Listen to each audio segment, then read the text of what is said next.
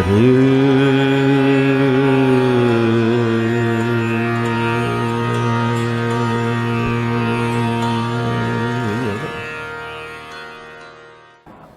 दर्शकों, journey of legends में आपका फिर से स्वागत है। जैसा कि हमने आपको पहले बताया था, अपने पहले कार्यक्रम में हमने भारत के जाने माने गायक पद्म भूषण पंडित साजन मिश्र जी के जीवन गाथा और उनके सांगीतिक यात्रा की 2 कड़ियों को आपको दिखाया था। उनकी 2 कड़ियाँ अभी और भी हैं और अपने इस कार्यक्रम में हम उस महान शख्सियत के उन बचे हुए 2 भागों को और दिखा रहे हैं। पहले 2 भागों में आपने देखा किस तरह से पंडित साजन मिश्रा जी ने अपने बाल्यकाल से लेकर युवावस्था और विभिन्न महान कलाकारों के साथ अपने जो अनुभव थे उसको हमसे शेयर किया, साझा किया। अब इस एपिसोड्स में हम आपको दिखाएंगे कि पद्म भूषण पंडित साजन मिश्रा के जीवन में, उनके सांगीतिक यात्रा में और कितने लोग शामिल हुए और किस तरह से एक सामान्य से मनुष्य से वो बन पाए पद्म भूषण पंडित साजन मिश्रा।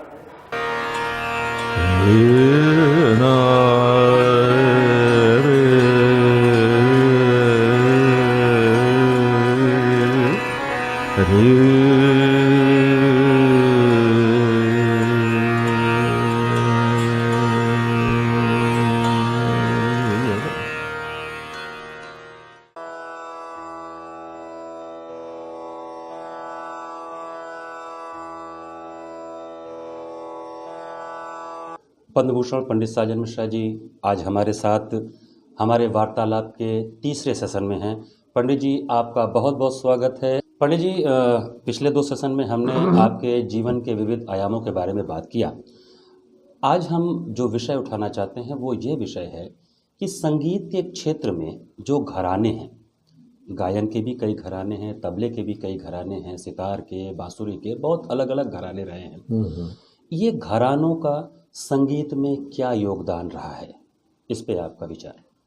देखिए, घरानों का कॉन्सेप्ट जो है 250 से 300 साल का है और संगीत जो है ये बहुत अति प्राचीन काल से, जैसा कहा जाता है कि शिव के डमरू और शिव के मुख से निकला हुआ है, तो इसका काल की गणना करना तो बहुत मुश्किल है। घरानों का कॉन्सेप्ट ऐसे आया मेरे विचार से कि style of singing, style of playing, तो उसमें एक घराना बन गया कि भाई इनका स्टाइल ये है, ये बनारस के हैं तो बनारस का घराना हो, वो पंजाब के हैं तो पंजाब का घराना हो गया।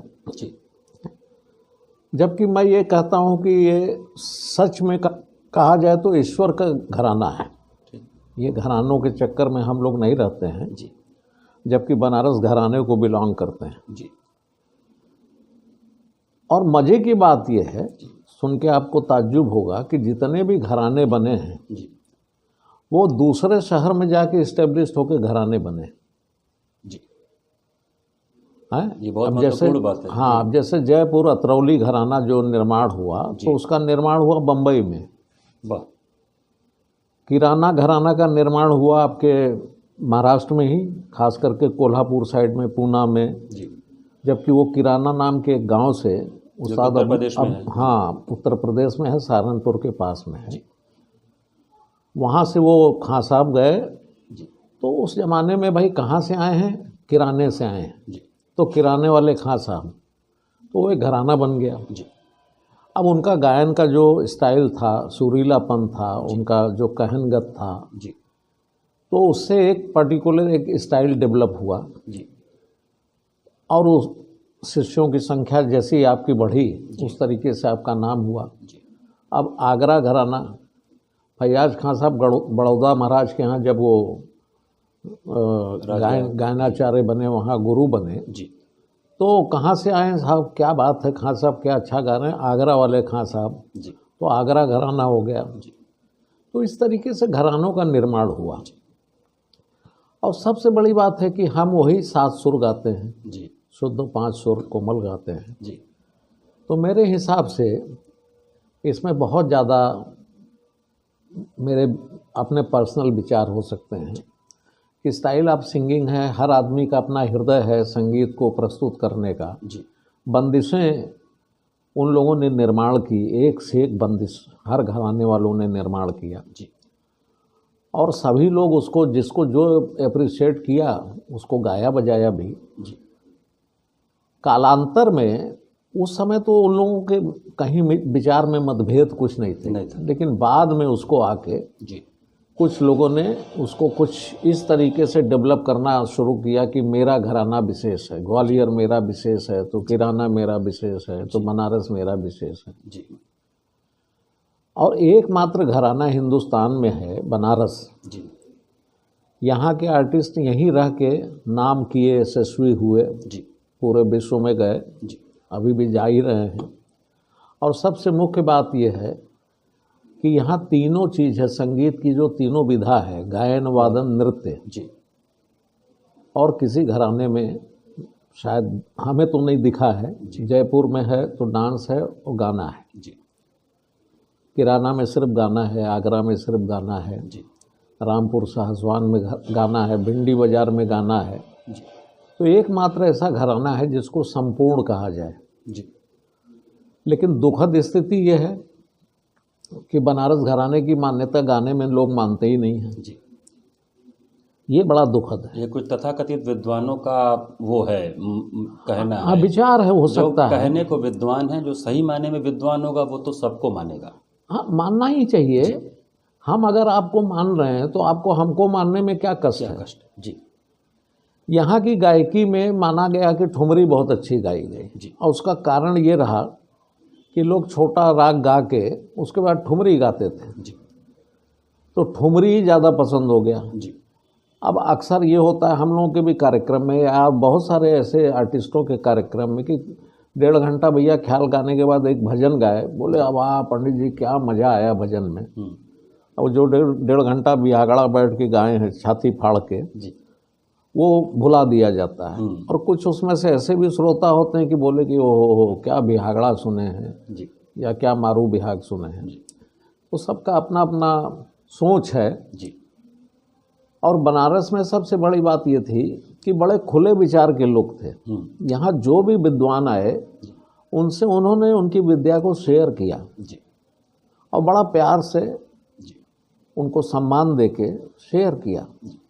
तो इनके पास जो इनका कैनवस बना बनारस वालों का, तो बहुत बड़ा कैनवस बन गया। जी उसमें छंद प्रबंध भी है, उसमें आपके ध्रुपद धम्मार भी है, उसमें ख्याल भी है, टप्पा भी है, ठुमरी भी है, कजरी भी है, चैती भी है, बिरहा भी है। जी कोई विधा को उन्होंने बुरा नहीं समझा। जी फोक संगीत को भी उन्होंने अपने संगीत में अपनाया। जी तो इतना बड़ा कैनवस इन्होंने तैयार किया। जी तो उस हिसाब से देखा जाए तो बहुत बिरले लोग मिलते हैं। जी और वो पर्टिकुलर यही कहते हैं कि भाई हम इसीलिए हम दूसरे विधा में नहीं गए क्योंकि हमको ख्याल को घराने में तब्दील करना था। जी तो ईश्वर के घराने में आप कहाँ से घुस गए घराना लेके। जी ये वाणी जो है प्रकृति से मिली हुई है, सरगम जो है जी प्रकृति का दिया हुआ चीज़ है। जी और आप भी वही सरगम गा रहे हैं, मालकोज में सागा मधनिसा, हम भी वही गा रहे हैं। तो हमारे में आप में अंतर कहाँ है।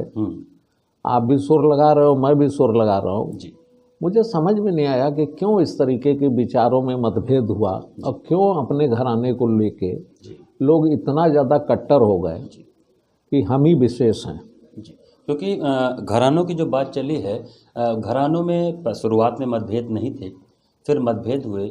अब देखा जा रहा है आजकल वो मतभेद थोड़ा ईर्ष्या का रूप ले रहे हैं, और उनको जो सपोर्ट मिल रहा है कुछ तथाकथित विद्वान जो लेखक हैं, जो अपने आप को संगीत का क्रिटिक कहते हैं या संगीत के बड़े अच्छे समालोचक आलोचक बोलते हैं, वो भी आलोचना तो तुरंत कर देते हैं, लेकिन समालोचना कि आलोचना और प्रशंसा दोनों को बैलेंस करके करना हो तो वो नहीं कर पाते हैं। इस चक्कर में वो किसी एक घराने, अगर तानसेन जी का कोई घराना है तो उसको उच्च मानने लग जाते हैं, तो हरिदास जी के घराने को देखा जाए तो फिर वो उनसे उच्च होना चाहिए, फिर उनके पहले की पीढ़ी का भी होना चाहिए।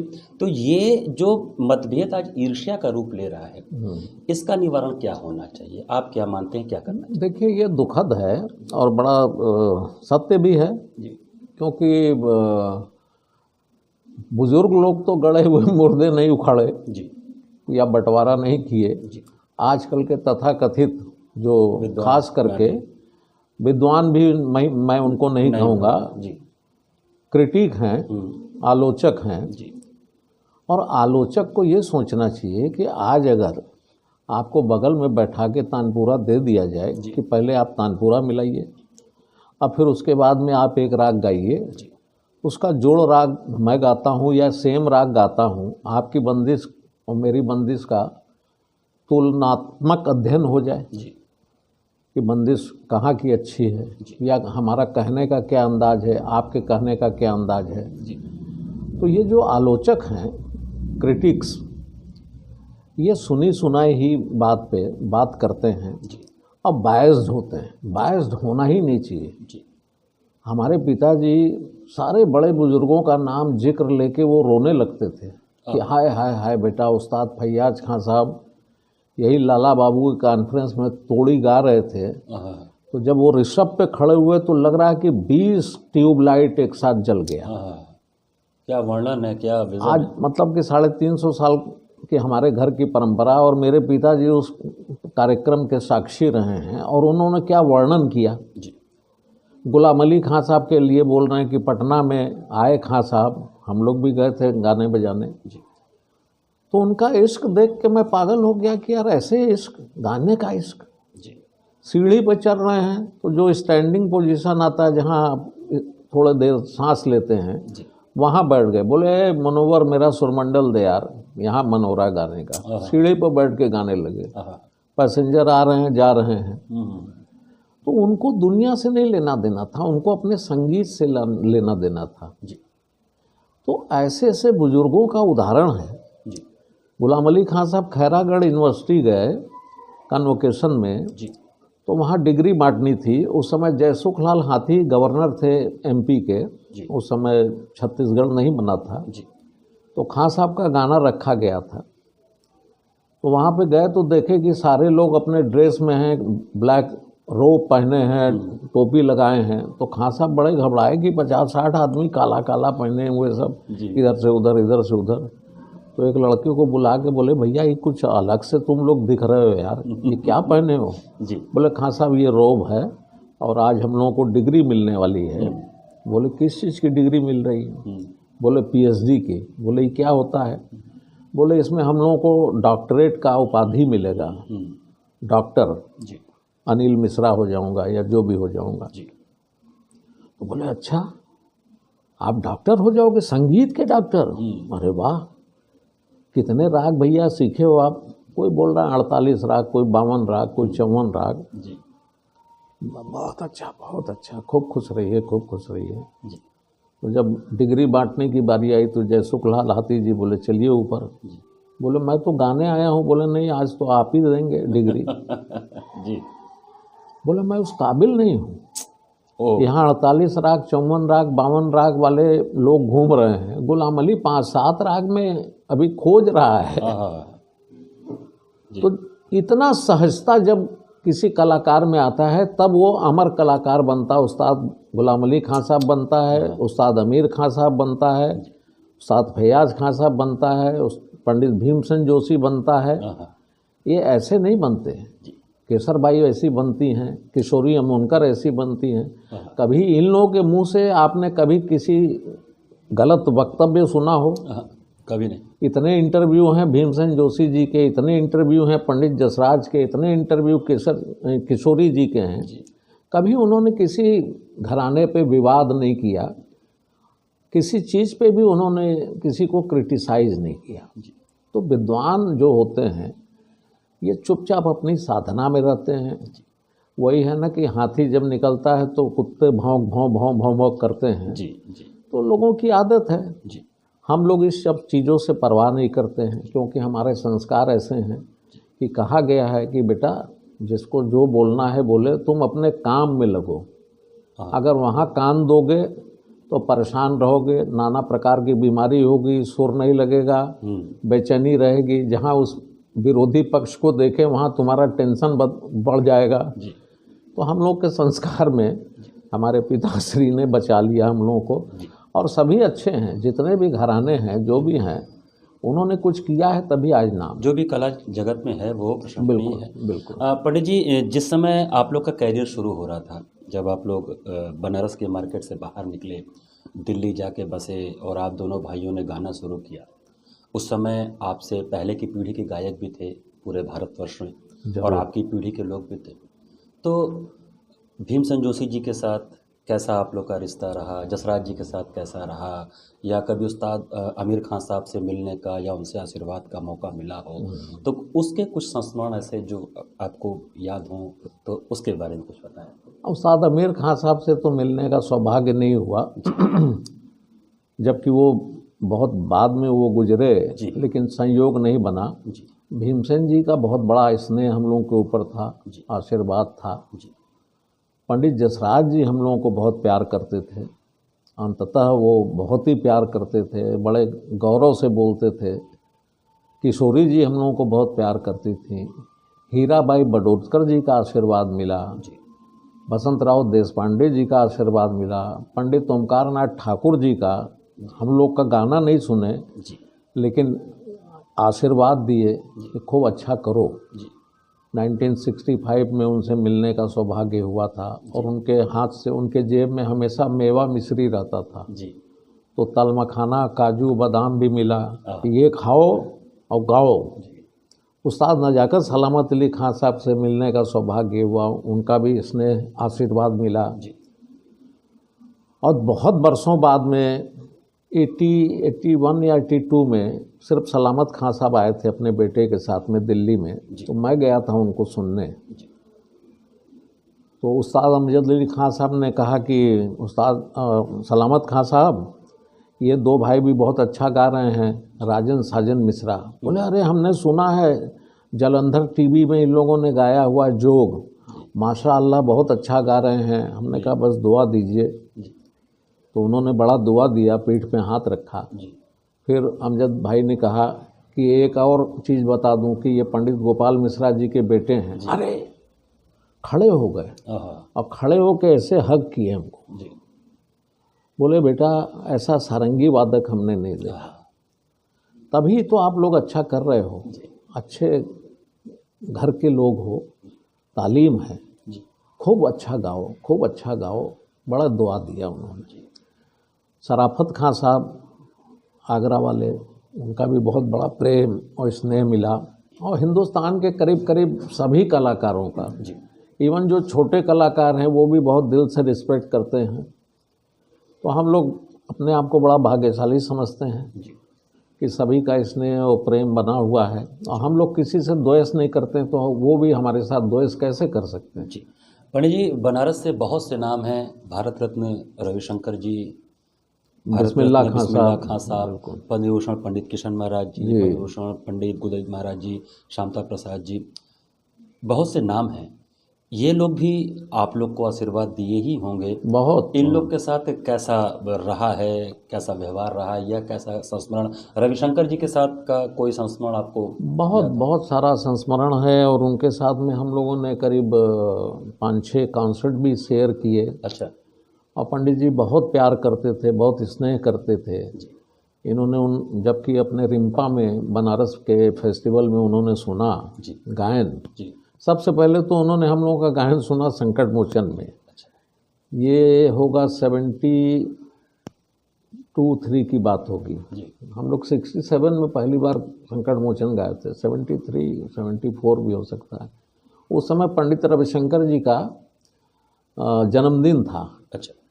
तो हम लोग गा रहे थे सुबह, एकदम लास्ट कॉन्सर्ट गा रहे थे। उस समय संकट मोचन के महंत पंडित अमरनाथ जी, मेरे पिताजी, ध्रुव जी, मतलब सभी कलाकार और BHU के सभी कलाकार बैठे हुए थे और गाना चल रहा था। तो गाना एंड हो रहा था, तब तक पंडित जी की एंट्री हुई। उनके साथ में कैमरामैन और ये वो सब दर्शन करने आए थे। तो दर्शन किए, इधर हम लोगों का गाना ख़त्म हुआ तो वो ऊपर आ गए। अरे अब ऊपर आ गए तो भाई सभी लोग खड़े हो गए, हम लोग भी खड़े हो गए, प्रणाम किए। बोले हमको तो गाना सुनना है, आप बंद कर दिए गाना। तो फिर गाना शुरू हुआ, गुजरी तोड़ी, फिर हम लोग गाए। तो 1.5 घंटा बैठे रहे। और पूरा सुना, उन्होंने आशीर्वाद भी दिया। उस समय का एक किसी ने क्लिक कर लिया था, एक फ़ोटो भी है यादगार। वैसे तो बाद में पंडित जी के साथ बहुत सारे फोटोग्राफ हैं जी और फिर अपने रिम्पा में यहाँ गवाया उन्होंने। फिर उसके बाद में कलकत्ता में नेताजी इंडोर स्टेडियम में एक बहुत बड़ा प्रोग्राम हुआ। जी तो उन्होंने कहा कि आप लोगों को गाना है मेरे पहले। जी तो हम लोग गाए, उनका आशीर्वाद से बहुत अच्छा रहा प्रोग्राम। और 16,000 ऑडियंस में थे और उन्होंने एक ऐसा स्टेज डेवलप करवाया था कि पूरे कलकत्ते के जितने भी बड़े बड़े चुनिंदे कलाकार, छोटे बड़े कलाकार थे, वो स्टेज के ऐसे यहाँ पे बैठे हुए हैं पूरा। उस ज़माने के एक आनंद साहब, मालविका जी, विजय किचलू जी, रवि किचलू जी, पंडित दामू मिश्र जी, सभी बैठे हुए थे। तो वो प्रोग्राम बड़ा सक्सेसफुल रहा। फिर पंडित जी का आशीर्वाद मिला। फिर उसके एक महीने बाद दुर्गापुर में हम लोगों का था कार्यक्रम और पंडित जी का भी था। तो पंडित जी को नेक्स्ट डे जाना था शांति निकेतन। तो हम लोगों से बोले कि पहले मैं बजाऊंगा, आप लोग गाइए। तो हम लोग बोले कि कौन बैठेगा सुनने? बोले नहीं, ये मेरा आदेश है और एक भी ऑडियंस नहीं जाएगी। वैसा ही हुआ जी। तो एक अच्छा बड़ा प्यार भरा रिलेशन। और बनारस में जब वो थे, और बनारस के कुछ एक आर्टिस्टों से उनका बहुत स्नेह था। मेरे पिताजी पंडित हनुमान मिश्रा जी, पंडित हरिशंकर मिश्र जी, पंडित महादेव मिश्र जी, पंडित किशन महाराज जी, पंडित गोदई महाराज जी, ये लोग तो खैर उनके साथ बजाते ही थे। लेकिन जब भी मिलते थे, कहो हरिशंकर जी कैसे हुवन, हनुमान जी का क्या हाल हो, महादेव जी ठीक हुवन, और इतना शब्द वो बनारसी में पूछते थे। और गोदौलिया का क्या हाल चाल, गोदई महाराज जी को नहीं गोदौलिया का क्या हाल चाल। गोदई महाराज जी, किशन महाराज जी तो फेस्टिवल में मिलते ही थे, बजाते ही गाते थे। तो ये प्रेम उनके अंदर में ता जिंदगी हृदय में बना रहा मरते दम तक। चार ही शब्द बनारसी बोलते थे और इन लोगों के बारे में हमेशा पूछते थे जब तक ये लोग जीवित थे। जी। और पंडित जसराज जी का इसने हम लोगों को बहुत मिला भी। बिस्मिल्लाह खां साहब जी के साथ का कोई संस्मरण उनके साथ? बिस्मिल्लाह खां साहब के साथ बहुत सारे संस्मरण जुड़े प्रोग्रामों में। स्टेज मंच शेयर हुआ है, मंच बहुत सारा शेयर हुआ है जी। क्योंकि शहनाई एक ऐसा वाद्य था कि हमेशा मंगल ध्वनि के रूप में पहले बजता था। जी जी। फिर हम लोग गाते थे, मिलते थे, हमारे बुजुर्ग थे उनको आदाब करते थे, वो भी दुआ देते थे। पंडित जी, एक बहुत बड़ा प्रश्न मेरे दिमाग में अभी आपसे बात करते हुए निकला कि अब आज के ज़माने में देखने को मिलता है जो मुख्य आर्टिस्ट होता है, मेन आर्टिस्ट होता है, तो उसके साथ जो संगतकार होते हैं, पहली बात तो उनके ड्रेस को भी लेके काफ़ी होता है कि इस कलर का कुर्ता पहनो, इस कलर का वो पहनो। और जो मेन आर्टिस्ट होता है वो अपने प्रोग्राम के आगे और पीछे के कलाकारों को जरूर देखता है कि मेरा प्रोग्राम कब पड़ रहा है। लेकिन आप दोनों भाइयों को हमने तो जहाँ तक मुझे होश है कभी नहीं देखा, कभी पहला प्रोग्राम पड़ जाए तो पहला, कभी लास्ट पड़ जाए तो लास्ट, पीछे रविशंकर जी का प्रोग्राम है कि किशोरी अमोनकर जी का है कि बिरजू महाराज जी का है, उससे कोई मतलब नहीं। आप लोग के प्रोग्राम में कभी इसका प्रभाव या चेहरे पे कभी शिकन नहीं दिखा। ये कॉन्फिडेंस जो मिला आप लोगों को, जरा ये बताएं, ये कैसे आया? नहीं, देखिए कॉन्फिडेंस की बात नहीं है। हमको कहीं भी गाना हो जी, पहला गाना हो, दूसरा गाना हो, चौथा गाना हो, पांचवा गाना हो, उससे क्या फ़र्क पड़ता है। गाना तो हम अपना गाएंगे जो हमने सीखा है जी। तो उसको लेके कभी ऐसे मन में ये नहीं था कि अब हम सीनियर हो गए तो आखिरी ही गाएंगे जी। बहुत सारे सीनियर लोगों को ये होता है जी कि भाई हमारा बाद में हो तो लोगों को एहसास होगा कि सीनियर मोस्ट है जी जी। लेकिन हम लोगों को ये सब चीज़ों से कोई परेशानी नहीं है कि हमारे साथ तबला वाला हरा रंग का कुर्ता पहना है, हारमोनियम वाला नीला पहना हुआ है। खुद ये हम लोग बहुत ही सादा कपड़ा पहनते हैं जी। बहुत ही मतलब कि हाँ टीवी रिकॉर्डिंग है या कोई ऐसे प्रोग्राम है तो उसमें कुछ कलर पहन लेते हैं जी।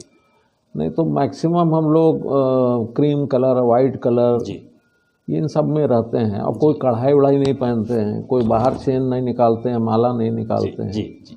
ये बहुत बड़ी चीज़ है कि दिखावे का कहीं से भी कोई जगह नहीं। मतलब लोगों को ये लगता है कि भाई आज हम स्टेज पर बैठे हैं तो राजा बाबू बन के बैठे हैं जी जी। लॉकेट निकाल लें, माला निकाल लें जी जी। तो अपना अपना स्वभाव है जी।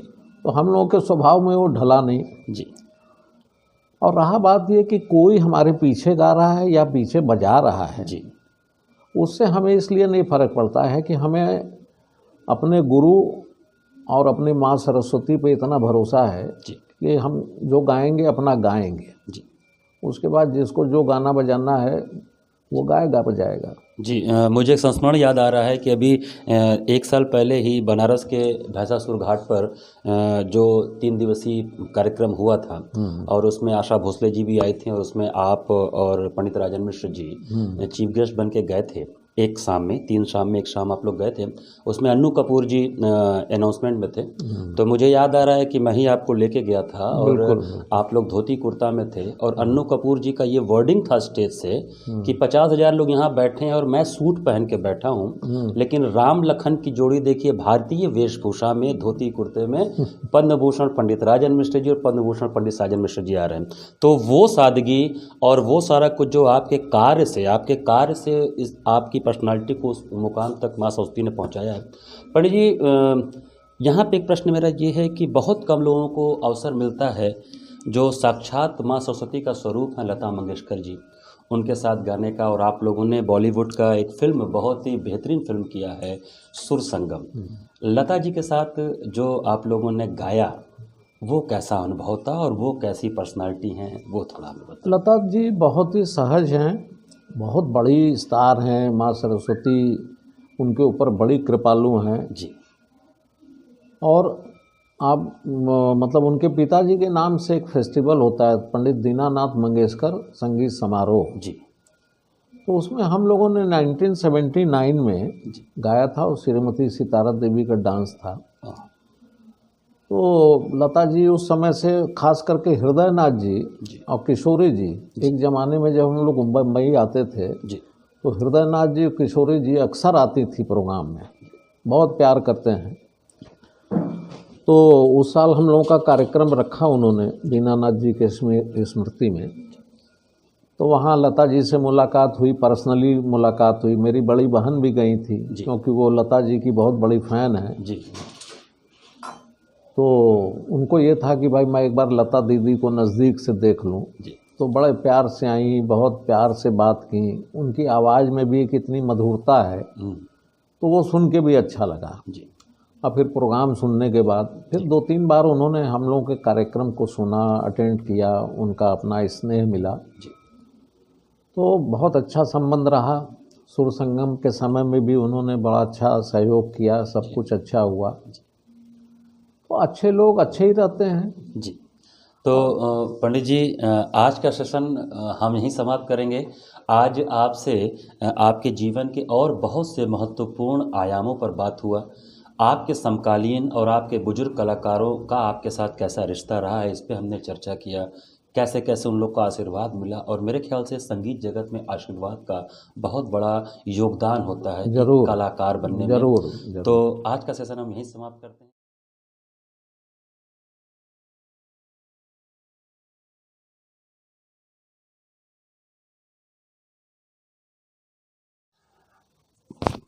पंडित जी नमस्कार। आज आपके जीवन के सांगीतिक सफ़र की जो यात्रा चल रही है उसका आज चौथा सेशन है। आपका बहुत बहुत स्वागत है। धन्यवाद, नमस्कार। पंडित जी, आज का सबसे पहला प्रश्न मेरा ये है कि आप गायन की विधा से जुड़े हैं और आपको सारंगी से भी काफ़ी लगाव रहा है, काफ़ी प्रेम रहा है। तो सारंगी वाद्य यंत्र पर आपके विचार और सारंगी को आगे बढ़ाने के लिए और क्या कार्य भारतवर्ष में होने चाहिए? देखिए, मेरा तो प्रिय वाद्य ही है क्योंकि मैंने सारंगी का गंडा बंधन मेरा हुआ। जी और सबसे बड़ी बात यह है कि हिंदुस्तान में बड़े अच्छे अच्छे विद्वान हुए सारंगी के, जी और बनारस के भी ऐसे ऐसे महान विद्वान हुए। बड़ी भारी सारंगी की परंपरा बनारस में रही है। जी थोड़ा दुख ये होता है कि अभी कुछ वर्षों में सारंगी का यहाँ पे बहुत कम प्रयास किया गया, कम लोग बजा रहे हैं। खुशी उसके साथ एक यह है कि हमारे गुरु भाई हैं पंडित कन्हैया लाल मिश्र, जी ये बहुत ही प्रयासरत हैं कि कुछ बच्चे सीखें कुछ बच्चे सीख भी रहे हैं, कुछ बच्चे अच्छा भी बजा रहे हैं, तो बड़ा सराहनीय बात है। जी और कुछ मुस्लिम कलाकार बहुत अच्छा बजा रहे हैं। जी और उनके में एक चीज़ हमने देखा कि लगन बहुत होता है, जी और रियाज लेने का उनके पास में एक टेक्निक है। जी वो बच्चों को कैसे बहला फुसला कर रियाज करवाते हैं, ये उनकी बड़ी अच्छी विशेषता है। जी लेकिन ये ज़रूर उन सारी दुनिया को मानना चाहिए कि बनारस की सारंगी सबसे अलग सारंगी थी, जी क्योंकि यहाँ जो बजाने की विधा थी उसमें धुरपद को भी उन्होंने बजाया, जी ख्याल को भी बजाया, ठुमरी भी बजाया, तो हर अंग को बजाया। और ख़ास करके टप्पा में बड़ी विशेषता थी बनारस के सारंगी वादकों में। जी तो हम भी प्रयासरत हैं कि कुछ बच्चे अच्छा निकलें। जी एक बहुत अच्छा होप बना है हमारे हृदय में। एक विनायक मिश्रा करके, विनायक सहाय मिश्रा करके है, पंडित शारदा साहब जी का भतीजा, जी वो अच्छा कर रहा है, उससे बड़ी उम्मीद है हमको। जी और कन्हैया लाल जी भी 2-4 बच्चों को बहुत अच्छा तैयार कर रहे हैं। जी तो होपफुली कि बनारस में फिर से सारंगी जी और अच्छे स्तर पर बजेगी। जी और उम्मीद पे ही सारी दुनिया चलती है। जी तबला से भी वही उम्मीद मैं रखता हूँ जी कि जैसे यहाँ इतने बड़े बड़े दिग्गज तबला जी वादक वही हुए। तबला पे मैं आने वाला था कि आपका एक और पसंदीदा वाद्य है तबला। बिल्कुल। मैं अक्सर मैंने क्या बहुत से लोगों ने देखा है, जब किसी महफिल में, चाहे वो संकट मोचन फेस्टिवल हो चाहे सप्तक हो, अगर तबला सोलो बजता रहता है तो आप विशेष रूप से आके उसको सुनते हैं, चाहे किसी का भी तबला हो, जरूर। और बहुत प्रेस करते हैं, बहुत प्रशंसा करते हैं। बनारस घराने के तबले की बात करें तो इसको कहा तो जाता है कि सबसे बाद में ये डेवलप हुआ, लेकिन पंडित राम सहाय जी ने जो जो इसके करता धरता थे, इसकी नींव रखी उन्होंने। और एक बड़ी लंबी चौड़ी लिस्ट है, पंडित राम सहाय जी, पंडित भैरव सहाय जी, पंडित जानकी सहाय जी, पंडित बलदेव सहाय जी, पंडित कंठे महाराज जी, पंडित अनोखे लाल मिश्र जी, पंडित किशन महाराज जी, पंडित गुदई महाराज जी, पंडित शारदा सहाय जी। ये बहुत लंबी चौड़ी फहरिस्त, इसमें बहुत से नाम ऐसे हैं, विश्वनाथ जी थे और गोकुल जी थे, गोकुल जी बड़े थे। सारे, मतलब एक भैरव जी शहर थे। जी, एक शहर में इतने नाम, जो तबला, जो राम सहाय जी का तबला था उसको उन्होंने बहुत ऊंचाई दिया और अलग अलग आयाम दिखाए। तो तबले के इतने समृद्ध घराने पर आपसे हम थोड़ा जानना चाहेंगे कि तबले का वो घर जो समृद्धता रही है वो कैसी रही है, और आज क्या स्थिति है बनारस के तबले की। नहीं, देखिए, पूर्व काल में जी ये बड़े भारी भारी कलाकार हुए, दिग्गज लोग हुए, जी और इनके साथ एक प्रॉब्लम ये था, जी ये बहुत ज़्यादा बाद में पंडित अनोखे लाल जी, पंडित किशन महाराज जी, पंडित शांता प्रसाद जी बहुत ज़्यादा इसको लाइमलाइट में ले आए। जी उसके पहले पंडित कंठे महाराज जी, जी पंडित बीरू मिश्र जी, बीरू मिश्र इन लोगों ने उसको काफ़ी लाइमलाइट में ले आया। जी और जो इसके पहले के जो पूर्वज हुए जी वो सभी बहुत महान कलाकार थे। तो वो क्या था कि हिंदू राष्ट्र से, मतलब हिंदू राष्ट्र का मतलब कि नेपाल जो था उस समय हिंदू साम्राज्य था, जी तो मैक्सिमम लोग नेपाल दरबार में ही रहे। जी और कुछ जो बहुत अच्छे नाम थे वो रायगढ़ महाराज के यहाँ गए। रायगढ़ महाराज के यहाँ भी हिंदू एक माहौल था, राज्य था। जी तो यहाँ के लोगों के अंदर में एक थोड़ी सी, मतलब मेरे हिसाब से एक कमी थी, वो छूत अछूत ये सब मानते थे। जी और जनेऊ की रक्षा के लिए उन लोगों ने और दूसरे जी मतलब स्टेट्स में ज़्यादा नहीं गए जी गाए बजाए सभी स्टेट में, पटियाला में भी गाए, ग्वालियर में भी बजाए, जी सभी स्टेट में बजाए, लेकिन वहाँ स्थिर रहे नहीं, टिके नहीं, जी गा बजा के अपने चले आए। जी तो जिसकी वजह से थोड़ा सा मतलब ये दिखता है कि भाई उन लोगों ने कम प्रचार प्रसार में जी रहे। जी लेकिन उसके बाद के काल में पंडित अनोखे लाल जी, पंडित किशन महाराज जी, पंडित गुदई महाराज जी ने एक ऐसा परचम लहराया, जी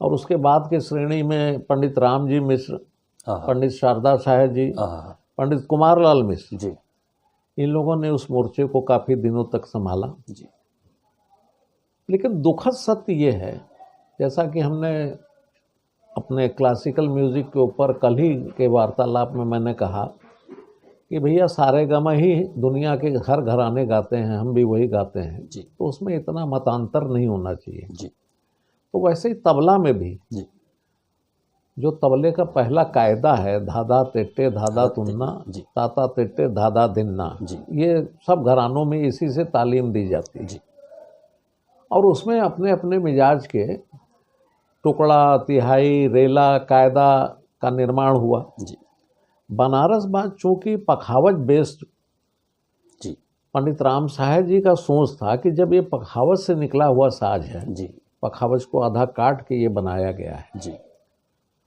तो इसमें थोड़ा सा पखावज का खुला बोल बजे, जी तो उस हिसाब से उन्होंने बोलों की रचना की और उस तरीके से उन्होंने तालीम दी जी ताकि और घरानों से थोड़ा डिफरेंट दिखे। जी नहीं तो बहुत सारे घरानों में जो पेशकार बजता है, जी कायदा बजता है, उसमें बड़ी सिमिलरिटी है, जी चाहे वो फर्रुखाबाद हो, चाहे वो अजराड़ा हो, दिल्ली हो। जी अब यह है कि कहीं उंगली का बाज है, जी कहीं शाही तक का बाज है, जी कहीं पूरा बाज है। जी तो हर लोगों की अपनी अपनी विशेषताएं थी, अपनी अपनी साधना थी। जी उस ज़माने में इस चीज़ को बड़ा अप्रिशिएट करते थे कि अरे यार देखो बनारस वाले इस तरीके का खुला बजाते हैं, जी दिल्ली वाले देखो कैसा उंगली का बाज बजाते हैं, जी अजराड़ा वाले, फर्रुखाबाद वाले कितना। तो हर विद्वान एक विद्वान को अप्रिशिएट करता था। जी लेकिन आजकल कुछ जो युवा कलाकार हुए हैं, जी युवा ही कहेंगे उनको, जी उनके दिल में इन सब बातों का पता नहीं कहाँ से एक हो गया है कि मेरा ही घराना सर्वश्रेष्ठ है। जी जबकि उनका घराना जो है जी वो उसके जो मसीहा थे जी वो इन बातों को नहीं बोलते थे जी कि हम ही श्रेष्ठ हैं। जी आज के जो लोग हैं वो बोलते हैं कि हमारा नंबर 1 घराना है। जी एक और गुणी कलाकार हैं, जी कम से कम 5 गुरुओं से उन्होंने तालीम ली हुई है जी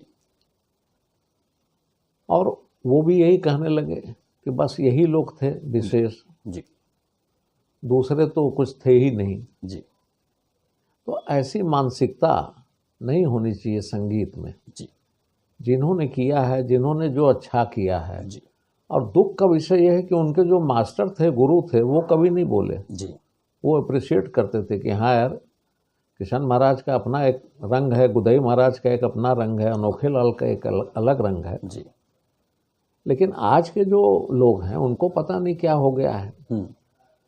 और दुख इस बात का है कि बनारस से पता नहीं क्यों किस बात की चिढ़ है। जी ये मुझे मतलब कोई अवसर ऐसा मिलेगा तो मैं ऐसे ऐसे जो कलाकार हैं, जो ऐसी अच्छे टिप्पणियां कलाकार जी हैं, सुलझे हुए कलाकार हैं, ज्ञानी कलाकार हैं, उनसे मैं ये पूछूंगा कि भाई बनारस के प्रति आप लोगों के हृदय में इतनी नफरत क्यों है? जी बनारस को आप हमेशा क्यों क्रिटिसाइज करते रहते हैं? जी और मजे की बात यह भी है कि जब तक किशन महाराज, गुदई महाराज जी जिंदा थे, किसी की बोली नहीं निकलती थी। जी तो अब ऐसे दिग्गज कलाकार के गुजरने के बाद इस तरीके का जी वार्तालाप करना, जी ये दुखद है। जी पंडित गोपाल मिश्रा जी जब तक सारंगी में जिंदा थे, कोई सारंगी वादक की हिम्मत नहीं थी कि वो कुछ बोले। जी उनके गुजरने के बाद में न जाने कितने लोग क्या क्या बोल गए। जी उनको ये अकल होनी चाहिए कि एक तो हमसे सीनियर, 8 साल 10 साल सीनियर आर्टिस्ट, जी और वो भी गुजर गया है। तो मैं ऐसे लोगों के लिए, ऐसे मतलब दिमाग के जो कमज़ोर लोग हैं, उनके लिए मैं ये कहता हूँ कि मेरे पास ईश्वर की कृपा से ऐसी ऐसी रिकॉर्डिंग्स मेरे पास मौजूद है। जी अनोखे लाल जी का, शामता प्रसाद जी का, किशन महाराज जी का, पंडित शारदा साहब जी का, रामजी मिश्रा जी का। जी तबले में मैं उनको सुनवाऊँ कि भैया क्या कमी है, आप ज़रा देखें। जी गाने के यहाँ के जो बड़े बड़े विद्वान हुए, उनके मेरे पास रिकॉर्डिंग्स हैं, मैं उनको सुनवाऊँ कि भैया देखो क्या कमी है कि आप इतना चिढ़ते हो। जी सारंगी में मेरे पास में मेरे पिताजी, चाचा जी की ऐसी ऐसी रिकॉर्डिंग है जी कि सुनिए और ज़रा उंगली रख के बताइए। जी तो ये नहीं होना चाहिए। जी और जो बीते हुए लोग हैं, जी खास करके जो स्वर्गीय हो चुके हैं, उनके विषय में इस तरीके का अनाप शनाप बात नहीं करना चाहिए। जी आप अच्छे हैं तो दूसरे भी अच्छे हैं। जी तो इसलिए दुख होता है कि पढ़े लिखे होके जी। आपके पूर्वज इतने पढ़े लिखे नहीं थे, जी आपके पिता के मुंह से वो नहीं सुना, आपके गुरु के मुख से वो बातें नहीं सुनी जो आज आप बोल रहे हैं, यूट्यूब पे शेयर कर रहे हैं, जी। अपनी भावनाएं शेयर कर रहे हैं। जी पंडित जी, मुझे लगता है कि जैसे आज का जो मनुष्य है, जो भी कलाकारी में जा रहा है, उसके मन में जैसे ईर्ष्या पहले घर कर ले रही है। थोड़ा सा कुछ स्टेज पा लेते हैं लोग तो अपने आप को ये मानने लगते हैं कि हम दूसरे घराने के कलाकारों पर टिप्पणी कर सकते हैं, आलोचना कर सकते हैं। जबकि संगीत एक ऐसा प्रवाह है कि हरिदास जी को देखें तो वो भी आए, वो भी गए, संगीत नहीं रुका। तानसेन जी आए गए, बड़े बड़े कलाकार आए गए, लेकिन संगीत का प्रवाह किसी एक पे खत्म नहीं नहीं हुआ। होता। ये सम्मिलित प्रयास है और दुनिया का हर इंसान सम्मिलित प्रयास से इस नदी को प्रवाहित कर रहा है। जरूर। लेकिन ये कुछ जो दिमागी रूप से जो थोड़े हाँ, ये बीमार मानसिकता के लोग हैं, वो सोचते हैं कि उनके घराने के चलते बाकी घराने से संगीत नहीं है। नहीं, संगीत है तब घराना है। बिल्कुल। और इस बात को समझ लें तो शायद उनके अंदर भी संगीत का वो आध्यात्मिक प्रवाह होने लगे। जरूर, बहुत अच्छी बात कहा। जो मैं आप लोग के अंदर देख पाता हूँ। पंडित जी, मेरा अगला प्रश्न ये है, आप लोग का जब गाना सुनते हैं, मैं अपनी ही बात नहीं कर रहा हूँ, मैं तो बहुत छोटा सा कलाकार भी हूँ, पत्रकार भी हूँ, बहुत छोटा सा हूँ, लेकिन मैंने जितने भी लोगों को देखा है सभागार में जब आपका कार्यक्रम होता है तो एक शांति हो जाती है, एक जो लोग समाधि की ओर जाने लगते हैं, ईश्वर से मिलने का एक वे बनने लगता है जब आप लोग का संगीत होता है। सुर को लगाने का या सुर को टटोलने का आपका क्या नज़रिया है? कैसे किसी राग के सुर को आप टटोलते हैं, छूते हैं, किस हृदय से छूते हैं? ये कुछ हम आपसे जानना चाहेंगे। नहीं, देखिए, पहली बात तो ये है कि आज मान लीजिए कि हम 200, 500, 1000 ऑडियंस के बीच में बैठे हैं, जी तो जब हमारा चित्त शांत होगा, जी जब हम मौन में दिखेंगे, जी तो वो ऑटोमेटिक मौन में हो जाएंगे। जी तब वहाँ से हमारा तारतम्य बनना शुरू होता है। जी अब हम स्टेज पर आए, हमारी जो बेचैनी है जी वो उजागर होगा। जी अब हमारे वो बैठने से, तानपुरा मिलवाने से, हारमोनियम वाले के साथ में कम्युनिकेशन, तबला वाले के साथ कम्युनिकेशन करने में जी वो ऑडियंस भी उतनी बेचैन हो जाती है, जी आपके मुताबिक हो जाती है। जी तो हम लोग के प्रोग्राम में आप देखे होंगे कि हम पहले तानपुरा को बहुत प्यार से और बड़े इज्जत से मिलाते हैं, क्योंकि वही हमारा गवाह है। जी हमारा गवाह तानपुरा है, हमारा गवाह ऑडियंस नहीं है। जी तो जब हमारा तानपुरा मिलता है जी तो हमको लगता है कि हाँ, अब हमारी पूजा शुरू हो सकती है, जी। तानपुरे ने इजाज़त दे दिया है। जी तब हमारी पूजा शुरू होती है और पूजा के भाव से हम लोग प्रार्थना गाते हैं। जी कोई भी राग हो, उसमें जब तक आप उस राग के भाव को जानेंगे नहीं, जी उस राग के जो बंदिशें हैं उसको आप अगर नहीं समझेंगे, जी तो वो भाव आपके अंदर में नहीं आ सकता है। जी कई लोग बिना साहित्य को समझे, बिना राग भाव के समझे ही शुरू हो जाते हैं, जी तो उनके गाने में वो थोड़ी बेचैनियाँ झलकती हैं। जी क्लैपिंग भी ले लेंगे वो, जी लेकिन हमें क्लैपिंग से मतलब नहीं है, हमें तो अपनी शांति चाहिए। जी और 10 मिनट के बाद हम अपना ही गाने के अपने ही श्रोता बन जाते हैं। जी श्रोता का क्या रिएक्शन हो रहा है ये हमें नहीं लेना देना है, हमारा क्या अंदर का हमारा चित्त जो है वो कितना आनंदित है, जी उस चीज़ को हम लोग जीने का प्रयास करते हैं। जी और वो प्रयास है, उसमें कोई अभी हमको बहुत बड़ी सिद्धि नहीं मिली हुई है, जी लेकिन जब आप प्रयासरत रहेंगे तो आपकी प्राप्ति धीरे धीरे होना शुरू होगा। जी तो उस प्रयास में है, कोशिश में है, माँ सरस्वती का ध्यान करते हैं, अपने गुरुओं का ध्यान करते हैं, अपने पूरे हिंदुस्तान के जो बहुत महान महान गायक हुए हैं सबका ध्यान करते हैं। जी तो उनका ध्यान करने से ये होता है ज़रूर फ़ायदा कि वो आके आपको अपना आशीर्वचन दे जाते हैं, आके गा जाते हैं। हाँ तो हम लोग ये समझते हैं कि शायद हम लोग एक जरिया हैं, जी उनको आवाहन करते हैं तो वो गाते हैं, हम लोग एक जरिया बन जाते हैं। जी तो इस भाव से हम लोग गाते हैं और हमारे जो श्रोता हैं हमसे जुड़ जाते हैं। जी तो ये बहुत बड़ी ईश्वर की कृपा है, जी। हम लोग भाग्यशाली हैं। हाँ पंडित जी, अब मैं बंदिशों की कुछ बात करूँगा। अमूमन बहुत से गायक हैं भारतवर्ष में या पूरे विश्व की बात कर, वो बंदिश गाते हैं, बंदिश के शब्दों पे बहुत ज़्यादा जोर नहीं देते हैं, बस वो बंदिश पूरा कर दिया और फिर तान सरगम और उसके अलंकरण में लग जाते हैं। लेकिन जब आप लोग बंदिश गाते हैं तो बंदिश के एक एक शब्द को अर्थाते हैं, अर्थात मेरा कहने का तात्पर्य है कि बंदिश कान के रास्ते श्रोताओं के दिल तक उतर जाए। बिल्कुल। तो साहित्य का कितना बड़ा महत्व है गायन विधा में? बहुत बड़ा, बहुत ही ज़्यादा बड़ा महत्व है जी क्योंकि आप कितने देर आकार में गा सकते हैं बिना शब्द के। जी तो साहित्य एक इतना बड़ा सहारा है, जी जैसे कि जिनके मन राम बिराजे। जी तो अगर हम इसको स्पष्ट गावें, जी जिनके मन राम बिराजे।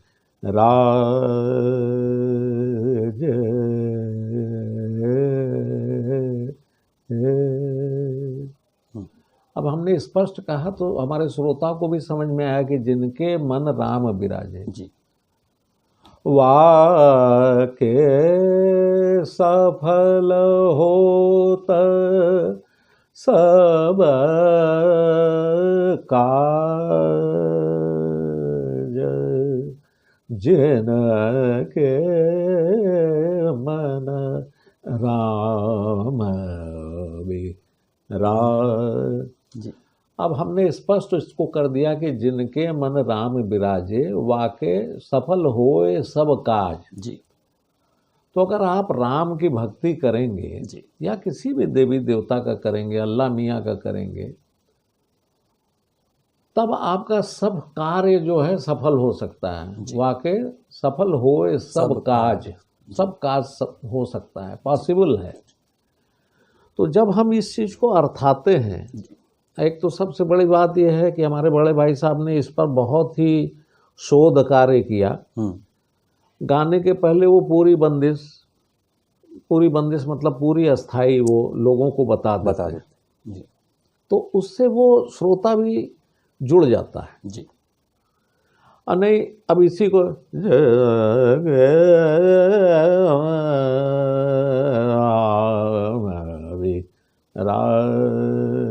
जी अब आप अपने मन में गा लिए जिनके मन, जी वाह हव हो जी सब काज,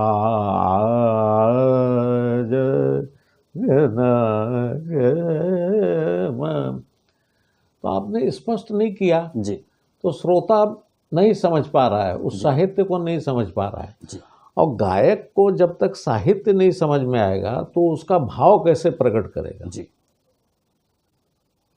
अब आपने साहित्य को समझ लिया कि जिनके मन राम बिराजे, वाके होए सफल सब काज। जी तो इसकी अभिव्यक्ति आप अपने सुरों द्वारा अपने भावनाओं को दे सकते हैं। जी जिनके मन राम राम राम राम विराज। तो आप इस शब्द को लेके उस फ्लो में जा रहे हैं, गंगा में हैं, जी डोंगी में बैठे हुए, नाव में बैठे हुए, चप्पू चला रहे हैं जी जी और जिनके मन राम बिराजे जी भाव में अपने बह रहे हैं, एकदम राम के भाव में चले गए हैं। तो जब आप साहित्य को समझेंगे और उस भाव को समझेंगे, राग का भाव समझेंगे। हाँ मूल राग है मालकोस जी है? तो वो राग जो है उसमें धुरपद भी है। तो जिस राग में धुरपद होगा उसमें धुरपद का भी अंश आना चाहिए। जी जे न के जे न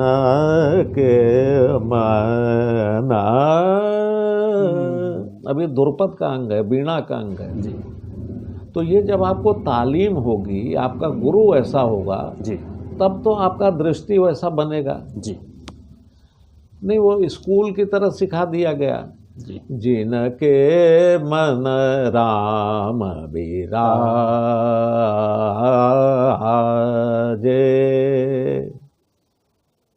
ऐसे भी लोग गा रहे हैं। जी वाके सफल होत सब काज। जी। अब 48 में भरना है, तो उसमें आप उसमें गैप दे के जैसे भी हो जी जी आप भर के आ गए। तो वो प्रभावहीन हो जाता है। उस अगर भाव नहीं है तो मतलब प्रभाव ही नहीं उनके है। कुछ ऐसे लोग हैं जिनको इससे लेना देना नहीं है। जी एक बड़ी भारी प्रसिद्ध गायिका है, वो बोलती है शब्द की क्या जरूरत अच्छा है, जी गायन का प्रहर का क्या जरूरत है। जी अच्छा तो विद्वान लोग मूर्ख तो थे नहीं, नहीं थे।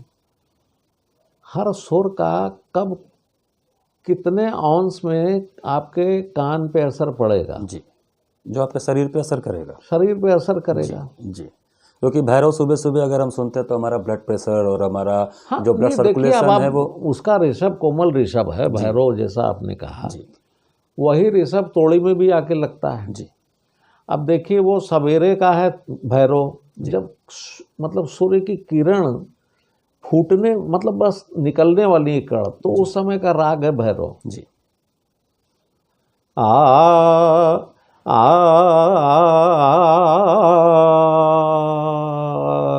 अब ये ऋषभ वहां लग रहा है, जी अब वही तोड़ी में आके आ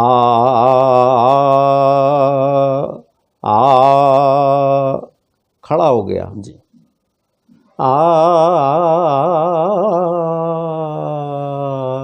यहाँ पे माइल्ड होके आ रहा है। जी जी हाँ क्योंकि वो किरण निकल रहा है, अभी पूरा स्पष्ट नहीं हुआ है। जी तो कितना बड़ा रिसर्च किए होंगे। जी वही ऋषभ आके आप मुल्तानी में लग रहा है, कितना अल्प लग रहा है।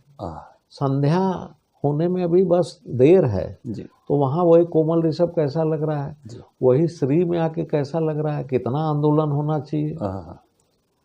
तो मूर्ख नहीं थे वो लोग। जी अब आप कह रहे हो कि भैया राग का प्रहर का कोई ज़रूरत नहीं है, बंदिश का ज़रूरत नहीं है। जी अगर आप जैसे विद्वान लोग ही यही सब कहना शुरू कर देंगे, जी जी तो जो इतना शास्त्रीय संगीत का आवरण है, इतना जो बना हुआ है, जी वो धीरे धीरे आप नष्ट कर रहे हैं। जी तो दुख होता है कि एक गुणी आदमी, एक विद्वान आदमी इस तरीके का अगर कह रहा है जी। या लोगों को समझाने का प्रयास कर रहा जी। है कि साहित्य का कोई महत्व नहीं, अंतरा गाने की क्या जरूरत है। अच्छा वही जो विद्वान हैं जी। वो बोलते हैं कि अंतरा का कोई मतलब नहीं है, तो फिर अस्थाई का क्या मतलब है। हाँ जी आज शर्ट पैंट आप पहनेंगे तब ना कंप्लीट होगा। जी आप शर्ट पहन लिए, नीचे कुछ नहीं पहने, जी अस्थाई पैंट है, जी उसका क्या मतलब है? क्या मतलब हुआ। जी जी या शर्ट को आप नीचे से पहन लिए, जी पैर में हाथ डाल दिए, जी हाथ के शर्ट में नीचे से पैर में डाल दिए। जी जी तो ये सब उटपटांग बातें हैं, जी और लोग सिर्फ अपने आप को अलहदा दिखाने के लिए सब बातें करते हैं। जी जी जी पंडित जी, एक प्रश्न मेरे दिमाग में आ रहा है कि जब आप लोग के पास शिष्य लोग आते हैं सीखने के लिए, शिष्यों के अंदर आपके दृष्टिकोण से क्या गुण होना चाहिए, सीखने का क्या गुण होना चाहिए, और कैसे हृदय से आवे कि गुरु का पूर्ण सानिध्य वो पा सके? आपका दृष्टिकोण क्या है? शिष्यों के लिए आप क्या कहना चाहेंगे? नहीं देखिए, सबसे बड़ी बात तो ये है कि शिष्य को जब गुरु के पास आए, जी तो जैसे मिट्टी का लोंदा होता है ना, कि आप मिट्टी को गीला करके रख दें, जी इस भाव से वो आए, जी इतना विनम्र हो जाए, इतना सहज हो जाए कि गुरु अब हम आपके दरवाजे पर हैं, जी। इसको जैसे गढ़ना गढ़ दीजिए, लेकिन आज इसका पुरवा अभाव बना दिख रहा है। दीजिए, जी, कुल्हड़ बना दीजिए, हड़िया बना दीजिए, ये आपके ऊपर। आपके ऊपर। जी अब वो शिष्य भाव है नहीं, जी क्योंकि उनको अपने गुरु पे उतना भरोसा नहीं है। जी। और कई लोग तो अपने बायोडाटा में नाम के लिए आ जाते हैं कि मैंने उनसे सीखा है, और ये मैक्सिमम इसलिए आते हैं, तो कहीं ना कहीं उनके ज्ञान में वो कमी भी दिख जाती है, और वो हाँ, प्रभावहीन हो देखने जा रहा वाले है। देखते हैं जी। और उनको तो सिर्फ ये है कि भाई इतने बड़े गुरु का नाम हमारे बायोडेटा में छप जाएगा जी या रिश्तेदारी दिखा देते हैं जी कि हमारे नाना हैं, हमारे मामा हैं, हमारे दादा हैं, जी इनसे भी मैंने थोड़ी बहुत तालीम ली है। जी जी थोड़ी बहुत की बात नहीं है। अगर आप समर्पित हैं तो संपूर्ण भाव से समर्पित होइए ना। जी जी हाँ, हाँ किसी से भी। जी हम प्रभावित हुए भीमसेन जोशी जी से जी या गुलाम अली खां साहब से, आमिर खां साहब से, तो हम कबूल कर रहे हैं जी कि हम प्रभावित हैं। जी अब हम ये बोले कि हाँ अच्छा गाते थे, उनका गाना का जरूर कहीं ना कहीं से थोड़ा बहुत तो आता है, जी तो वो भाव बदल गया, शब्द बदल गए। जी सही बात है, वो बेईमानी हो जाएगी, वो सही मानी बेईमानी। अगर आपके अंदर में कहीं से राजन मिश्रा को आपने अपनाया है तो बोलने में क्या गुरेज है भाई, आप बोलिए ना एकदम कि उनका ये भाग हमको अच्छा लगा, हमने उनसे लिया है। जी तो इसी तरीके से जब शिष्य इस भाव में आ जाएगा, जी आज भी हम लोग यही सोचते हैं कि भाई जी कि जहाँ से जो मिल जाए उसको ले लेने का है। जी कई बार तो मतलब शिष्य लोगों के पास कोई कहीं से सीख के आया है जी या स्कूल में सीखा है कोई बंदिश अच्छी है, तो भैया, हमारे बड़े भैया बोलते हैं कि यार ये सिखा दो, बड़ी अच्छी बंदिश है। वाह। तो एक तो आपके अंदर में ये ललक है कि हमारा ज्ञान और बढ़े। जी हमारे पास 6 बंदिश है मारवा में, एक 7वीं बंदिश भी इंक्लूड हो जाए। जी अब बंदिश जिसके पास ज़्यादा होगा उसका विजन बहुत बड़ा हो जाएगा जी कि हर बंदिश अलग अलग मुकाम से उठ रहा है। जी कोई सड़स से उठ रहा है, कोई ऋषभ से उठ रहा है, कोई धैवत से उठ रहा है, कोई मध्यम से उठ रहा है, जी अलग अलग मात्राओं से उठ रहा है, चौथा मात्रा से, 7वां मात्रा से, 1 मात्रा से, 9 मात्रा से। जी तो कहने का तात्पर्य यह है कि जितना आपके पास में विद्या रहेगा, जितनी बंदिशें रहेंगी, जी उतना आपका विस्तार होगा। जी तो एक तो उतना पेशेंस होना चाहिए शिष्य के अंदर। जी पहले के लोग 12 साल 14 साल सीखने के बाद जब गुरु परमिशन देता था जी तब वो जाते थे गाने बजाने। जी आज के शिष्य ऐसे हैं कि हमें भी बड़ा ताज्जुब होता है। जी 2 साल से गा रहे हैं, गुरुजी मैं यहाँ गाना चाहती हूँ, यहाँ गाना चाहता हूँ। जी अरे भाई गाओ, जी तुम चाहते हो, हम नहीं चाहते कि तुम गाओ, लेकिन तुम चाहते हो तो जरूर गाओ। जी हम किसी को रोक तो सकते नहीं। जी उनको ये समझना चाहिए कि अभी हम पुख्ता नहीं हुए हैं। जी जब तक पुख्ता न हो जाए, जब तक गुरु का परमिशन न मिले, तब तक नहीं गाना है। एकदम। तो अब ये इतना पेशेंस भी नहीं है लोगों के अंदर में जी और बड़ा परिवर्तन आ रहा है, समय अनुसार बहुत परिवर्तन हो रहा है। लोग पॉकेट गुरु बना के घूम रहे हैं। यूट्यूब पे इतना म्यूजिक बड़े बड़े विद्वानों का अवेलेबल है जी और नकल मारने में तो बहुत नंबर 1 है। जी लता जी के इतने गाने हैं, सब गा रहे हैं बच्चे, एक से एक टैलेंटेड बच्चे गा रहे हैं। जी भैया हमने एक बार सजेशन दिया था इंडियन आइडल या TBS सारेगामा इस सब में कि बहुत अच्छा है, वो तो बच्चे बहुत टैलेंटेड है। सुन सुन के तो भैया एकदम हूबहू उतार दे रहे हैं। जी किशोर कुमार जी को, मुकेश जी को, रफ़ी साहब को, सबको उतार रहे हैं, सब अच्छा उतार रहे हैं। जी लेकिन उनकी अगली अग्नि परीक्षा जो है, कंपोजर सारे जजेज बैठे हुए हैं, आप वहीं पे एक बंदिश कंपोज करिए जी और उसको बोलिए कि बेटा इसको 2 बार 3 बार 5 बार सुन लो और गाओ और इसके बाद गाओ। तब तो उनका परीक्षा सही हुआ। जी। तो वो चीज़ ये लोग करते नहीं हैं। जी तो ऐसे ही हालात इस समय हमारे शास्त्रीय संगीत का भी है। इतने सारे गवैयों का रिकॉर्ड ये सब मौजूद है जी। अब वो कान में लगा के अपना 2-4 रात सुन लिए तो उतर गया। अब एक एक हरकत भी उतार रहे हैं जी। लेकिन उसमें उस गवैया का प्राण कैसे डालोगे? सबसे बड़ी बात तो ये है। उस लता जी को गा लिया सुन के, लता जी का प्राण कैसे डालोगे? मोहम्मद रफ़ी साहब को सुन लिया, उनका प्राण कैसे डालोगे? वो जिस प्राण से गाए हैं, जिस दिल से गाए हैं, या क्लासिकल है जी। भीमसेन जोशी जी का तान बहुत गवैया आजकल मार रहे हैं जी उधर के, लेकिन उसमें उनका वो जो मस्ती था, उस मस्ती को कहाँ से लाओगे? वो तो मलंग थे। जी। तुम गाते हुए जाग रहे हो, वो गाते हुए मस्त थे। आहा। उनको मालूम नहीं कि कहाँ जा रहा हूँ मैं, कहाँ जा रहा है हाथ, कहाँ मेरा एक्सप्रेशन जा रहा है। जी। वो कहाँ से लाओगे? उनका प्राण लाओगे तुम? हाँ जी। नकल कर सकते हो, उस आत्मा को नहीं ले सकते नहीं ले हो। सकते। और अगर उस आत्मा को लेना तो उतना तपना पड़ेगा।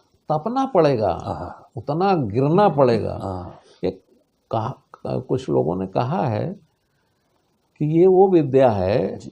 कि चोर तके ले न सके। हाँ हाँ हाँ।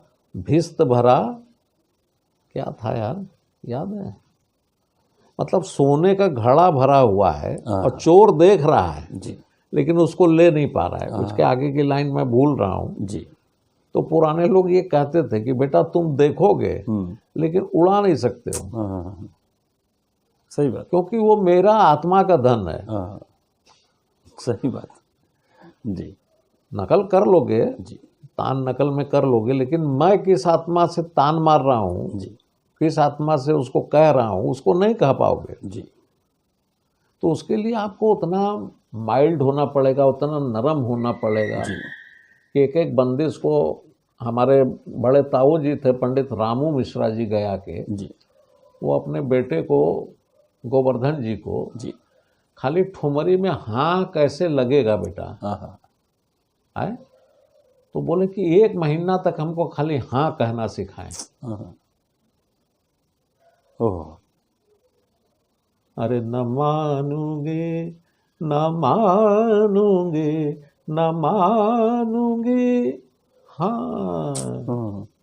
अब वो बोले तो न मानूंगे, न मानूंगे, न मानूंगे, हाँ। नहीं बेटा, हाँ। अब वो हाँ को इतना मासा तोला का हाँ कहत हुआ, हम लोग नहीं कह पाएंगे जी। क्योंकि उनका वो रिसर्च था।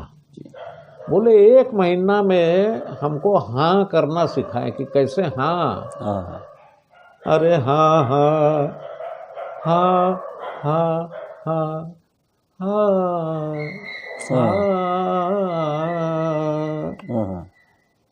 अभी बड़ा सोच का विषय है जी। तो वो लोग कितना सोचते थे। हाँ। अरे हाँ न मानूंगे, हाँ हाँ न मानूंगे। तो जब इस पे आप जाएंगे तब आपका अंदर का जो है ना बुद्धि, बंद बुद्धि खुलेगा। खुलेगा। तब खुलेगा। जी पंडित जी, ये यात्रा बहुत लंबी है, बहुत लंबी है। 3-4 सेशन में आप जैसे कलाकार से मैं पूर्ण बात कर पाऊँ ये हो नहीं सकता। जब जब मौका मिलेगा हम आपसे बात करते रहेंगे, आपके जीवन यात्रा, आपके सांगीतिक यात्रा का। अंत में एक प्रश्न केवल मैं ये जानना चाहता हूँ आपसे, बिल्कुल, कि हमारे देश की थाती है हमारा संगीत और संस्कृत, और जिसके बल पर पूरे विश्व में विश्व गुरु भारत देश था और आगे भी हो सकता है। बिल्कुल। क्या सरकार को चाहिए कि इन दोनों विधाओं को वापस स्कूली सिस्टम से हटा के गुरुकुल शिक्षा पद्धति में ले आवे, ताकि सही माने में दक्ष संगीतज्ञ और दक्ष संस्कृत के विद्वान हमारे देश में फिर से बन सके? देखिए, सरकार अपने हिसाब से, हर सरकार का अपना दृष्टिकोण होता है, हर पार्टियों का अपना दृष्टिकोण होता है। सबसे बड़ी बात तो ये है कि आज भारत की पहचान पूरे विश्व में सांस्कृतिक राष्ट्र के हिसाब से है। जी। आज के जो बिजनेस टाइकून हुए हैं उनके नाम पे भारत की पहचान नहीं है। अध्यात्म के, योग के, आयुर्वेद पे, संगीत पे इसकी पहचान है। जी। तो उस पहचान को कैसे आप बरकरार रख सकते हैं? ठीक है, योग को आपने बहुत बड़ा विस्तार दे दिया, इंटरनेशनल योगा डे हो गया, उसी दिन म्यूजिक डे भी है जी। आप चाहते तो एक दिन आगे कर सकते थे योगा डे को, जी। म्यूजिक डे को और हाईलाइट करते, लेकिन म्यूजिक डे को आपने हाईलाइट नहीं किया, उसको बड़ा सेकेंडरी लोग समझते हैं संगीत को। जी। जबकि संगीत नहीं होगा जीवन में तो वो पशुवत है। पशुवत, मेरे हिसाब से वो पशु के समान है जिसके हृदय में संगीत ही नहीं है। जी तो कोई भी सरकार हो, मुझे सरकार से वो नहीं, सरकार अपने भरसक प्रयास करती है। जी और रहा बात कि स्कूलों में, कॉलेजों में, मैं तो ये कहता हूँ आपसे थोड़ा सा विपरीत हटके कि स्कूल के शिक्षा में अनिवार्य कर देना चाहिए, जी कम से कम स्टैंडर्ड 8th तक, 8 तक, जी कि हर बच्चे को संगीत सीखना ही है। जी जैसे आज पूरे यूरोप में और पूरे अमेरिका में सभी जगह मस्ट है। जी आप भले ही वायलिन सीखिए, पियानो सीखिए, फ्लूट सीखिए, ड्रम सीखिए, कुछ भी सीखिए, लेकिन म्यूज़िक आपको करना है। जी तो एक उनका संस्कार देना हुआ। जी हमारे यहाँ आज से 30 साल पूर्व, 25 से 30 साल पूर्व, ज़्यादा भी हो सकता है, 30-35 साल पूर्व, हर स्कूल में क्लास 6 तक मस्ट था संगीत, एक क्लास होता था। जी डीएवी इंटर कॉलेज में हम लोग के यहाँ भी था। तो हम लोग तो खैर म्यूजिशियन फैमिली के थे, तो अटेंड भी करते थे, प्राइज भी ले आते थे। जी तो वो चीज़ धीरे धीरे उसको ख़त्म कर दिया गया। जी अच्छा, अब रहा यूनिवर्सिटीज़ की बात। जी तो बहुत अच्छी बात है कि आज भारतवर्ष में इतनी यूनिवर्सिटीज़ हैं जहाँ संगीत की शिक्षा दी जाती है। जी तो वहाँ आपको डिप्लोमा और डिग्री ओरिएंटेड कोर्स पढ़ाया जाता है। जी तो खैर वो तानसेन नहीं पैदा करते हैं, कानसेन तो पैदा ही करते हैं जी अगर सिंसियर बच्चे हैं। जी तो वहाँ एक सजेशन हमने बीच में दिया था, एक यूनिवर्सिटी में हमारा लेक्चर था। जी तो हमने यही रिक्वेस्ट किया था कि मान लीजिए आपकी क्लास में 20 बच्चे हैं, जी 20 में से 2 अगर आपको कुछ टैलेंटेड दिख रहे हैं, अलग हट के दिख रहे हैं, जी तो उनको चुन लीजिए। और आप इतने खुद गुणी लोग ही हैं, सभी भाई पीएचडी हैं, डॉक्टरेट हैं, संगीत का अध्ययन करके आए हैं। जी तो आप उन 2 बच्चों को एक प्रोफेशनल आर्टिस्ट बना के दिखाइए। जी कि 18 बच्चों को तो हमने चलिए कानसेन बना दिया, 2 बच्चों को कम से कम ऐसी शिक्षा दें कि वो भी घूमें, गावें। जी तो उस पर कोई किसी ने गौर नहीं फरमाया। एक व्यक्ति थे, उन्होंने कहा कि अरे आपका घर आना है तो हमारा भी क्लास आना है। अच्छा, हाँ, अब देखिए वो विपरीत बातें। जी हमने कहा ये हम तो व्यक्तिगत रूप से कुछ ऐसा व्यंग नहीं बोल रहे हैं, हम तो एक सजेशन दे रहे हैं जी कि जो टैलेंटेड बच्चे हैं, जी आखिरकार वो घूम फिर के किसी न किसी गुरु के घर जाते हैं, गुरुकुल पद्धति में सीखते हैं, फिर वो थोड़ा नाम यश करते हैं। जी तो अगर उसी को आप गुरुकुल पद्धति में कन्वर्ट कर दें, उसके साथ डिग्री भी दें आप, जी लेकिन एक अच्छा सुरीला बच्चा तैयार करें। जी आज ये हालत है कि प्रोफेसर के घर का आप सब्जी उठा के ला रहे हैं, दही दूध पहुंचा रहे हैं, जी आपको तानपुरा मिलाने नहीं आता है, आपको फर्स्ट डिवीज़न मिल जाता है। जी ऐसा नहीं होना चाहिए। जी न्यायपूर्ण शिक्षा होनी चाहिए, जी क्योंकि वो सोच के आए हैं। और कुछ बच्चे ऐसे भी आते हैं कि यार यार सबसे ईजीएस्ट सब्जेक्ट है म्यूज़िक, चलो एडमिशन ले लो, जी डिग्री मिल ही जाएगा। जी और फिर उसके बाद डिग्री मिल जाएगा तो उसके बाद जुगाड़ पानी करके हम सर्विस भी ज्वाइन कर लेंगे, और ऐसे ऐसे लोगों को सर्विस भी मिल जा रहा है। जी ये दुखद है। जी और इस चीज़ पे भारत सरकार को जरूर गौर फरमाना चाहिए कि आज इतना बड़ा बड़ा तनख्वाह लोगों को मिल रहा है। जी उनसे सिर्फ यही कहा जाए कि भैया कुछ हमको 100 स्टूडेंट में से 50 स्टूडेंट आप अपने जो दी बेस्ट हैं उनको सुनवाइए, और जो भारतवर्ष के गुणी कलाकार हैं उनको रिव्यू करें। जी इतना भी भारत सरकार अगर करना शुरू कर दें जी तो व्यवस्था सुचारू हो जाएगी। जी तो बस मैं यही कह के आज का सेशन समाप्त करता हूँ। जी जी पंडित जी, बहुत अच्छा लगा। आज चौथा सेशन था आपके साथ, और ये यात्रा, ये जो आपकी आत्मिक यात्रा है, आज हमने संगीत की आत्मा पे बात किया, सुर लगाने के तरीके पे और लय और विभिन्न पहलुओं पे हमने जो बात किया है, ये वार्ता अभी समाप्त नहीं होगी। जब जब हमें अवसर मिलेगा आपसे हम बात करते रहेंगे, क्योंकि आप लोगों को 3-4 सेशन में तो नहीं आंका जा सकता। अपने आप में आप विश्वविद्यालय हैं, संस्थान हैं, और अगर आज की नई पीढ़ी को कुछ सीखना है तो वो ज़रूर बनारस घराने के सिरमौर पद्म भूषण पंडित राजन साजन मिश्र जी से सीखे कि कैसे सीढ़ी दर सीढ़ी चढ़कर और एक प्रण कर कर ख्याल गायकी के क्षेत्र में इतनी ऊंचाई अर्जित की जा सकती है। आपका बहुत बहुत धन्यवाद पंडित जी। नमस्कार। वैसे हम कोई विश्वविद्यालय नहीं है, हम भी एक विद्यार्थी हैं जी और विद्यार्थी भाव में रहेंगे जी तब तक ईश्वर कुछ देता रहेगा। जी जी बहुत अच्छा लगा। धन्यवाद पंडित जी। नमस्कार। तो दर्शकों, ये थे भारत के जाने माने युगल गायकों की जोड़ी पद्म भूषण पंडित राजन साजन मिश्र जी के उस जोड़ी के कलाकार पद्म भूषण पंडित साजन मिश्र जी। अपने जर्नी ऑफ लीजेंड्स की यात्रा हम इसी तरह आगे बढ़ाते रहेंगे। नए यात्रा में एक नए महान कलाकार से आपकी मुलाकात करवाएंगे। तब तक के लिए नमस्कार।